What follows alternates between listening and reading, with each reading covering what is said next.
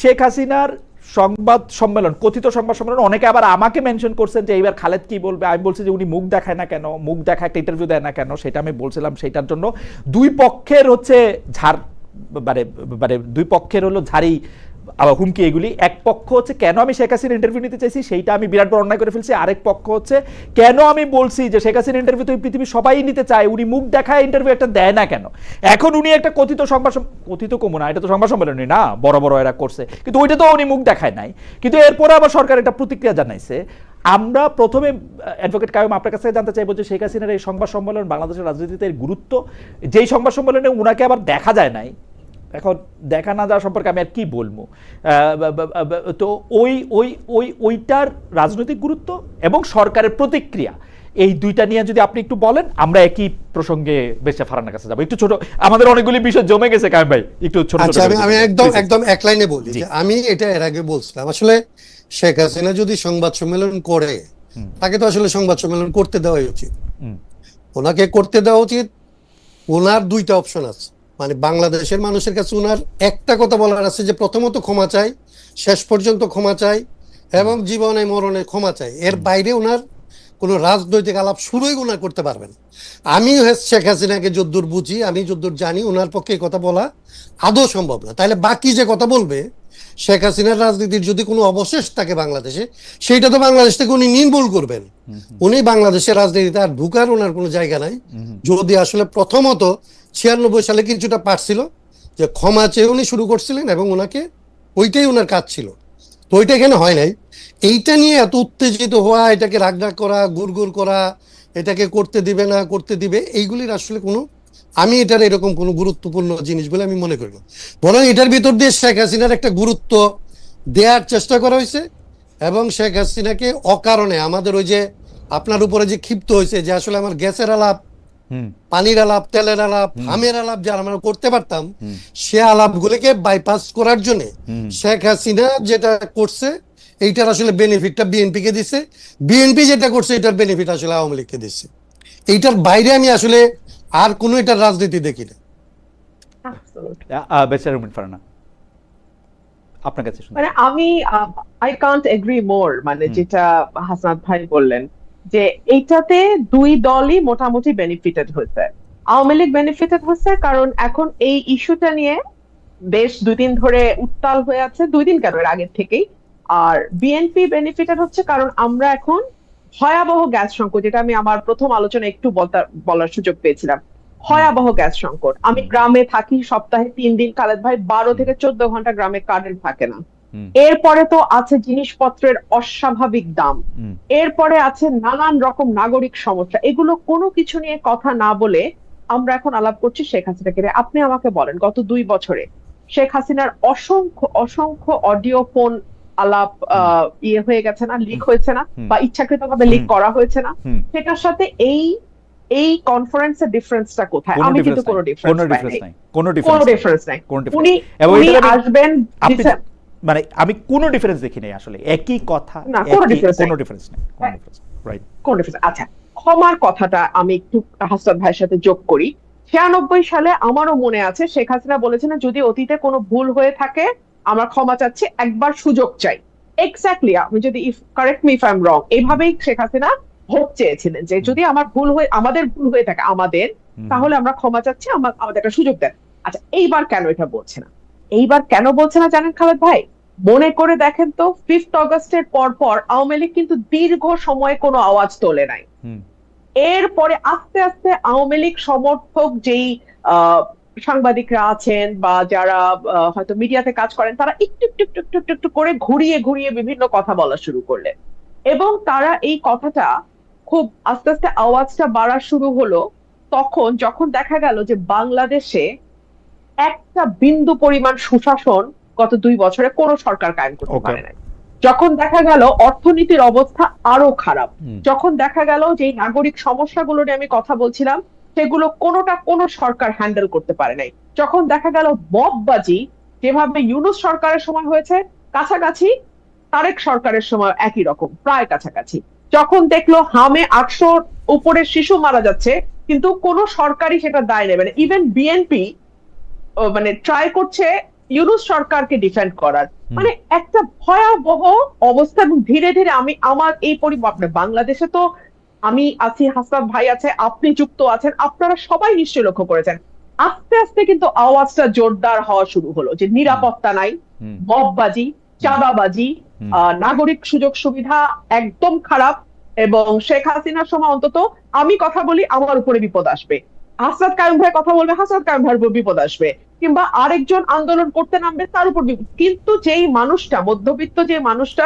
Private অফিসে চাকরি করে, প্রাইভেট একটা চাকরি করে, 1 লাখ বা 80,000 টাকা বেতন পায়, তার জীবনটা তো নিরাপদ ছিল খালেদ ভাই, তার তো নিরাপত্তা নিয়ে কোনো টেনশন ছিল না, সে তো নিশ্চিন্তে রাতে ঘুমাইতে পারতো বাসায়, সে তো বাজারে গিয়ে অন্তত মানে দৈনন্দিন বাজারটা মোটামুটি না। কিন্তু আপনি করে তো আনতে পারতো নির্বিঘ্নে। কিন্তু আপনি তো বেশাফার না, আপনি তো একটা স্বাভাবিক অবস্থার কথা বলতেছেন, কিন্তু মানুষ তো আসলে বিপদে পড়ে, তার চিকিৎসা, জরুরি চিকিৎসা প্রয়োজন হয়, তার বিরুদ্ধে তার কোনো একটা মামলা পরিচালিত হতে পারে তার আপন ভাই কর্তৃক বা নেইবার কর্তৃক, মানে যে কোনো কিছু যেটা বোল্ড ফ্রম দ্য ব্লু, একদম সাধারণ মানুষেরও এরকম নানা ধরনের ঘটনা ঘটে, তখন তো সে দেখতো যে সে বিচার পায় না, পুলিশ তার পক্ষে কথা বলে না, সে যদি আওয়ামী লীগ না করতো বা বিএনপি না করতো তাহলে তার আসলে কোনো জায়গা নাই বাংলাদেশে।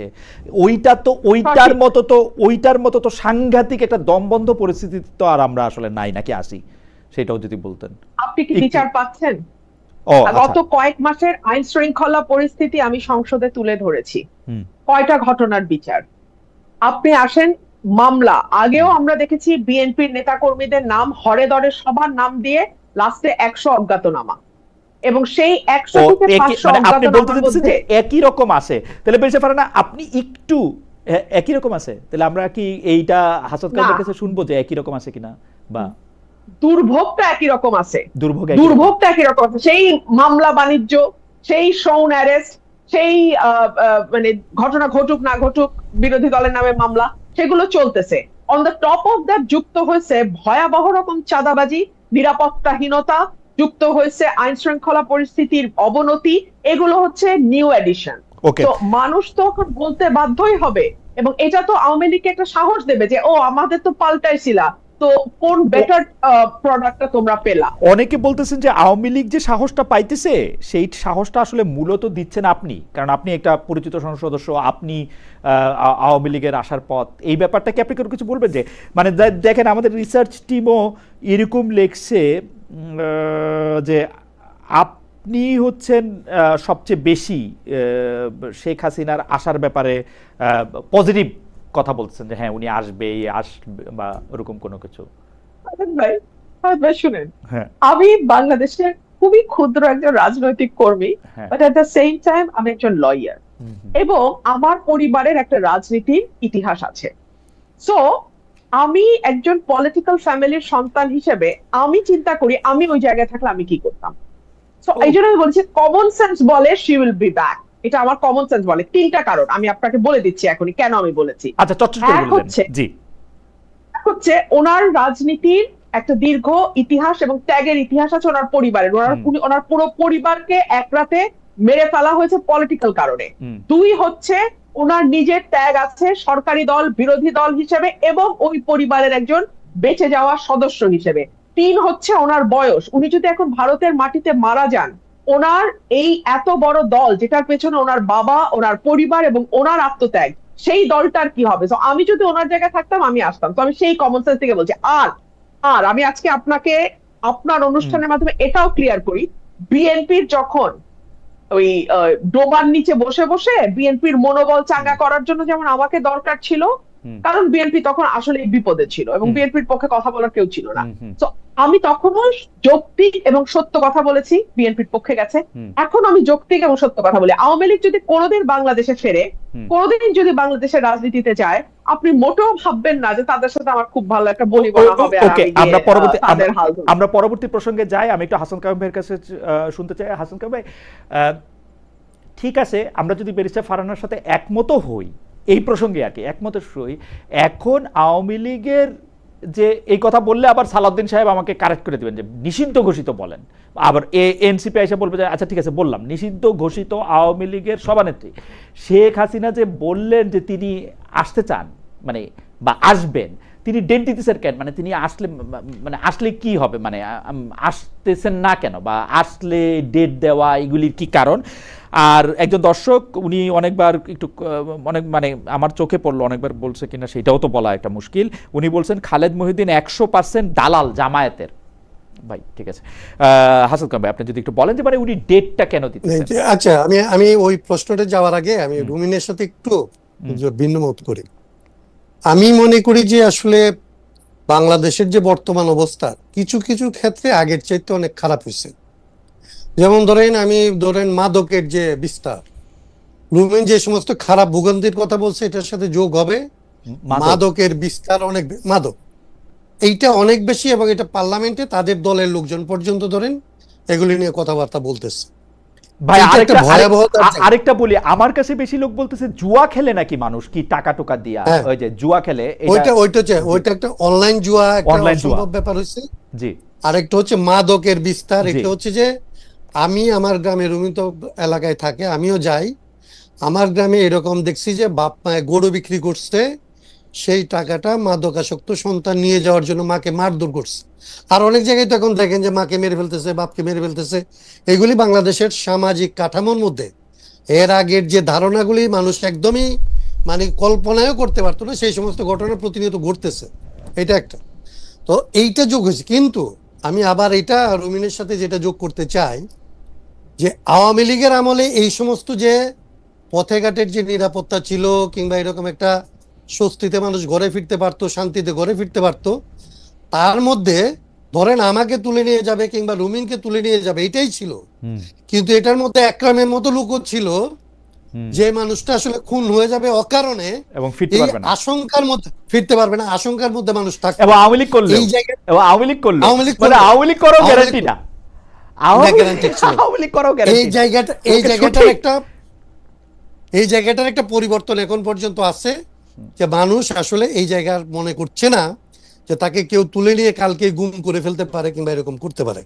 সো এইটা হচ্ছে একটা বড় রকমের চেঞ্জের জায়গা, আমি এটা মনে করি আওয়ামী শাসনের সাথে। আচ্ছা তাহলে বাকি যেটা অংশটা যেটা আপনি বললেন, জি আমি আপনি আবার যদি আমাকে একটু ধরায় দেন, আপনি যেটা বলছিলেন যে বাকি মানে আমি যেটা শেখ হাসিনার সংবাদ সম্মেলনে তো রুমিন সংবাদ সম্মেলন, তার প্রতিক্রিয়া, শেখ হাসিনার ফিরে আসা সম্পর্কে তার বক্তব্য, এগুলি তো উনি বলছেনই। আমি শুধু জানতে চাইছিলাম যে উনি যদি ফিরেও আসেন ডিসেম্বর ডেট দেওয়া বা এটা বলার মানে এটা উনি কি চাচ্ছেন আসলে, মানে কি চান? এটা তো হচ্ছে ওনার চাওয়ার উপরে। ধরেন এখন দুইটা দেশ, এগুলি হচ্ছে রুমিনও অ্যাডভোকেট, আমিও ধরেন তো কোনো কারণে অ্যাডভোকেট ধরেন।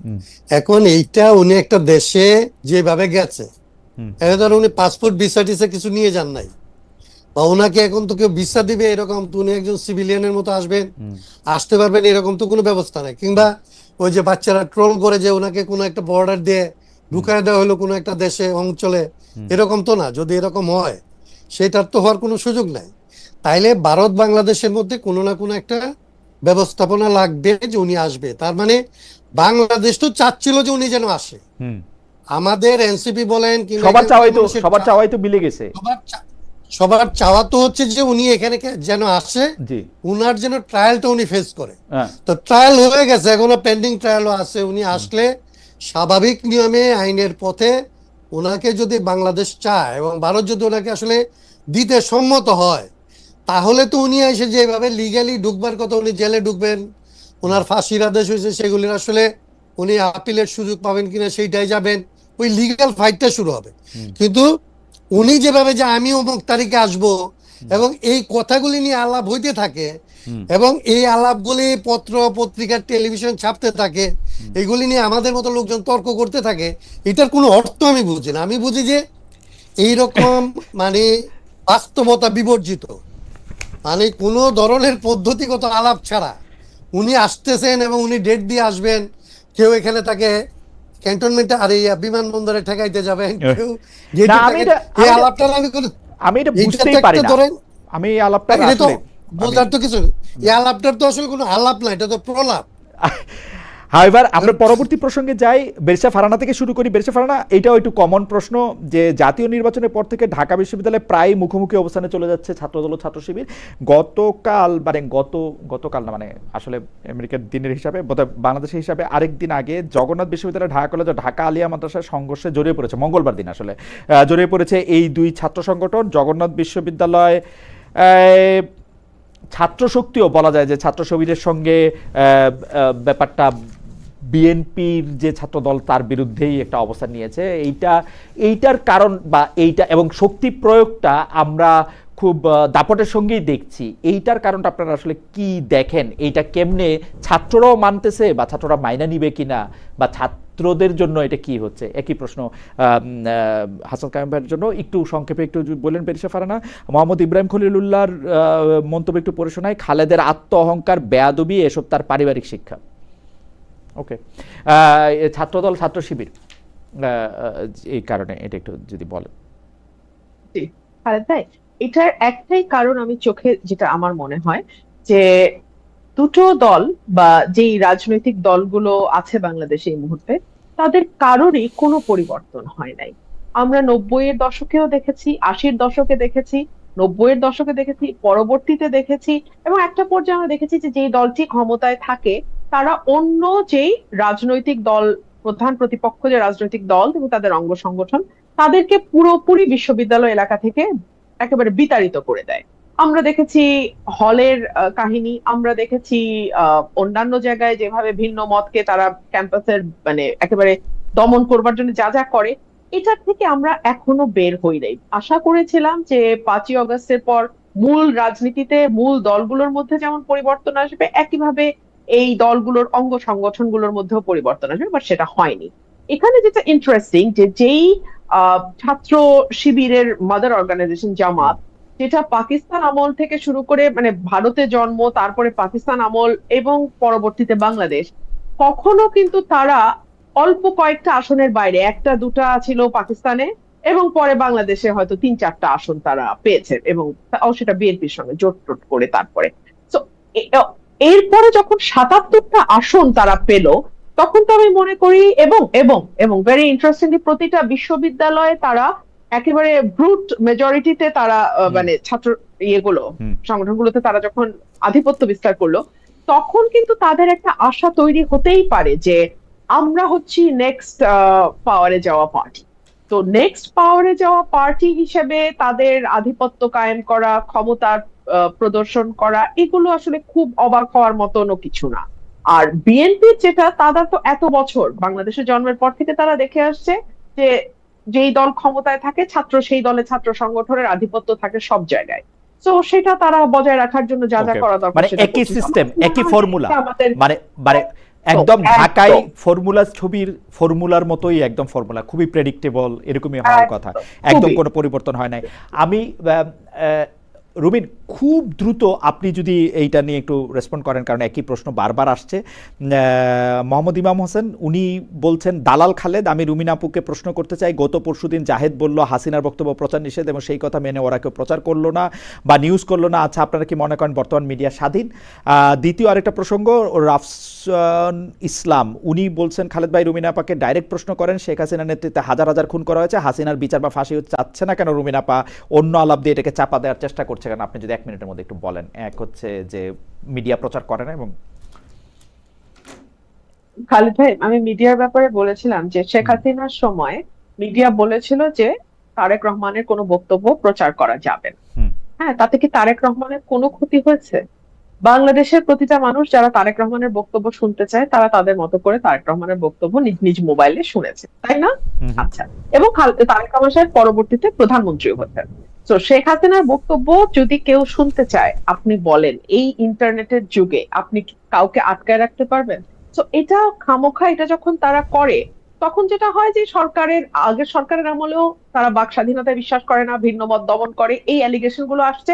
এই সরকারের আমলেও বিএনপি যে চেয়ে পড়ে তাদের ঘাড়ে এই অ্যালিগেশন গুলো নিচ্ছে যে তারা ভিন্ন মতে বিশ্বাস করে না, তারা দমন করতে চায়, মিডিয়াকে কন্ট্রোল করে, ইত্যাদি ইত্যাদি। আচ্ছা, আরেকটা যেটা আমাকে প্রশ্ন করেছে, আমি ফাঁসি চাই না বা কি চাই, আমি বিচার চাই ভাই। আমি সবার সুস্থ ন্যায় বিচার চাই। এমনকি আমি জামাতে ইসলাম মানে আমি, অনেকে আর বলছে যে রুমি তো বিএনপি থেকে বের হয়ে হয়তো জামাতে গেলে সুযোগ সুবিধা কিছু বেশি পেত, সময় বেশি পেত, একটা অর্গানাইজ ফোর্স তার সঙ্গে থাকতো। আমি তখন বলেছিলাম যে যেখানে আদর্শের ন্যূনতম মিল নাই, সেখানে কেবলমাত্র কিছু সুবিধার জন্য একটা দল যাওয়া কোনো অর্থ নাই। তো আমি কিন্তু সেই আদর্শিক ভাবে 180 ডিগ্রি মানে উল্টা থাকা সত্ত্বেও আমি কিন্তু বলেছিলাম, জামাতের যখন হিউম্যান রাইটস ভায়োলেট হয়েছিল আমি বলেছিলাম যে না, এই হিউম্যান রাইটস তাদেরকে দিতে হবে। আপনি ইভেন যখন আবরার হত্যাকাণ্ড হলো আমি বলেছিলাম যে you can't give a dog a bad name and kill it, এই প্রিন্সিপাল আপনি চলতে পারেন না। আপনি একটা মানুষকে চেরি পিকিং এর মতো করে আপনি তাকে একটা তকমা দেবেন শিবির আর তারপর তাকে হত্যা করবেন, এটা চলতে পারে না। Okay. But that doesn't mean যে আমি জামাতের রাজনীতিকে সমর্থন করি। একইভাবে সেটা জামাত হোক, আওয়ামী লীগ হোক, বিএনপি হোক, জাতীয় পার্টি হোক, যেটাই হোক, যেখানে মানুষের নাগরিকের অধিকারের প্রশ্ন আসবে সেখানে আমি কথা বলবো। এটা আপনার ভালো লাগলেও বলবো, আপনার ভালো না লাগলেও বলবো। অ্যাডভোকেট হাসান কালাম, ছাত্রদল এবং ছাত্র শিবির এবং আধিপত্য বিস্তার নিয়ে আমরা খুব শুনতাম আওয়ামী লীগের আমলে, আধিপত্য বিস্তার নিয়ে। এটা তখন আওয়ামী লীগের আমলে তার কেউ ছিল না, ছাত্রলীগ দুই গ্রুপের মধ্যে। এই আধিপত্য বিস্তারটা কি ছাত্রদের মধ্যে, মানে সাধারণ ছাত্রদের মধ্যে অনেক বেশি কাম্য? মানে এইখানে তারা কি পপুলিস্ট রাজনীতিটাই করতেছে কিনা? মানে বেশি সংখ্যক ছাত্র চাইতেছে যে এটা হয় শিবির দখল করুক বা দল দখল করুক বা এনসিপির যে ছাত্র শক্তি আছে তারা দখল করুক, এইটার ক্ষেত্রে কি তারা একটা পপুলিস্ট রাজনীতি করতেছে? মানে ছাত্ররাই কি চায় যে একটা দখলদারিত্বের একটা রাজনীতি থাক শিক্ষাঙ্গনে? না, প্রশ্নটা যেটা হয়, মানে ঘটনাটা যেটা হয় যে কিছু কিছু ক্ষেত্রে কোনো কোনো মানুষের কাছে আসলে ক্ষমতা কিংবা ক্ষমতার ধারণা আসলে তৈরি হয় কারো কারো সম্ভব। ধরেন আপনার যখন রাকসু থেকেও জিএস, তাহলে রাকসুর জিএস এর কিছু ক্ষমতা আছে এইটা মনে করা হয়। কেন? সে ক্ষমতা দিয়ে আসলে বিসির সাথে কথা বলে, প্রক্টরের সাথে কথা বলে, কলের কমিটির সাথে কথা বলে, একজনকে বের করে দিলে বিচার করে, একজনকে আসলে সিট দিতে পাইতে বিচার হেল্প করে, এরকম। তাহলে এই রকমের ক্ষমতা বলা হয় যেটা গড়ে ওঠে, তার সাথে আসলে ক্ষমতা চর্চা করতে চাই এরকম কিছু মানুষ আসলে যুক্ত হয়। আবার এটার বিপরীতে যারা আসলে ক্ষমতা চর্চা করে তার বাইরে কিছু মানুষ যুক্ত হয়। যেই মানুষেরা ধরেন হতাশ হয়েছে এবারের অভ্যুত্থানের পরে, সেই মানুষেরা আসলে কোথাও আসলে আর যাইতে চায় না।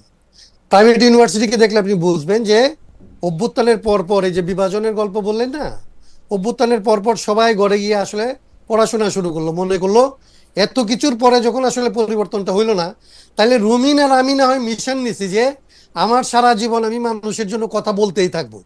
একটা ছেলে একটা যে একাডেমিক জীবনে গেছে, ও তো এটা করার জন্য যায় না, ওর তো এটা মোটো না। ওর মোটো তো ওর একটা সিম্পল লাইফ, ও আসলে একটা কেরিয়ার বিল্ড আপ করবে, একটা শান্তিতে থাকবে, চাকরি পাবে, পড়াশোনা করার পরিবেশ পাবে, ওরকম। তাহলে যারা পপুলিস্ট আর যারা সাধারণ ছাত্র তারা তো এটা চায় না, কিন্তু তারা যারা এটার শিকার হয় তাদেরকে যেহেতু তারা সংঘবদ্ধ থাকে না, তারা দলবদ্ধ থাকে না, এটাকে প্রতিরোধ করার জন্য বারবার সে আগে আসতে পারে না। এই ঘটনাটাকে ধরেন ব্যবহার করে কি হয়েছে আপনি দেখেন। আমরা মনে করছিলাম ছাত্র সংগঠনগুলি হইলে এগুলি ছাত্রদের প্রতিনিধিত্ব করবে, সবগুলি ছাত্র সংগঠন, অনেকগুলি ছাত্র সংগঠন হইল, যে সমস্ত প্রতিষ্ঠানে ছাত্র সংগঠন আছে, আপনি ধরেন এই যে শিবির, জামাতের কথা বলা হলো, শিবিরের কথা বলা হলো, এদের সম্পর্কে একটা ইমপ্রেশন ছিল যে এরা ভালো মানুষেরা করে,